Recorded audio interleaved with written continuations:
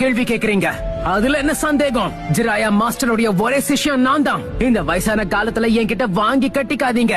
நான் திரும்பவும் சொல்றேன், வார்த்தை அளந்து பேச. நாருட்டோ, லார்ட் ஜிராயாவுக்கு சேஜ் ஜுட்சுவை சொல்லி கொடுத்த அவரோட மாஸ்டரே இவருதான். நீ அவனை பேவி சேஜன் தான் கூப்பிடுவியா? ஜிராயாவுக்கு இதை விட ஒரு சிறப்பான பேர் அமைய வாய்ப்பே இல்ல. ஆனாலும் இவருக்கு இப்போ என்னதான் வேணும்? எதுக்காக என்கிட்ட பேச இங்க வந்திருக்காரு? இதை எப்படி ஆரம்பிக்கிறதுன்னு எனக்கு ஒன்னும் புரியல. இருந்தாலும் சொல்லிடுறேன். நான் சொல்ல வந்த முக்கியமான விஷயம் என்னன்னா, நடந்த சண்டையில நம்ம ஜிராயா இறந்து போயிட்டான். ஆனா முன்னாடி விதியின் குழந்தை அப்படிங்கிற ஒரு விஷயத்த நான் சொன்னேன்ல. இந்த பையன் ஜிராயாவை ரொம்பவே மனசார விரும்பியிருக்கான்னு அவன் கண்ணை பார்த்தாலே தெரியுது. நான் எதிர்பார்த்த மாதிரி இவன் விதியோட குழந்தையா இருந்தாலே போதும். கேள்வி கேக்குறீங்க, அதுல என்ன சந்தேகம்? ஜிராயா மாஸ்டருடைய ஒரே சிஷ்யம் நான் தான். இந்த வயசான காலத்துல என்கிட்ட வாங்கி கட்டிக்காதீங்க. நான் திரும்பவும் சொல்றேன், வார்த்தை அளந்து பேச.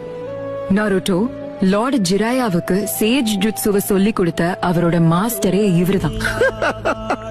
நீ அவனை பேவி சேஜன் தான் கூப்பிடுவியா? ஜிராயாவுக்கு இதை விட ஒரு சிறப்பான பேர் அமைய வாய்ப்பே இல்ல. ஆனாலும் இவருக்கு இப்போ என்னதான் வேணும்? எதுக்காக என்கிட்ட பேச இங்க வந்திருக்காரு? இதை எப்படி ஆரம்பிக்கிறதுன்னு எனக்கு ஒன்னும் புரியல. இருந்தாலும் சொல்லிடுறேன். நான் சொல்ல வந்த முக்கியமான விஷயம் என்னன்னா, நடந்த சண்டையில நம்ம ஜிராயா இறந்து போயிட்டான். ஆனா முன்னாடி விதியின் குழந்தை அப்படிங்கிற ஒரு விஷயத்த நான் சொன்னேன்ல. இந்த பையன் ஜிராயாவை ரொம்பவே மனசார விரும்பியிருக்கான்னு அவன் கண்ணை பார்த்தாலே தெரியுது. நான் எதிர்பார்த்த மாதிரி இவன் விதியோட குழந்தை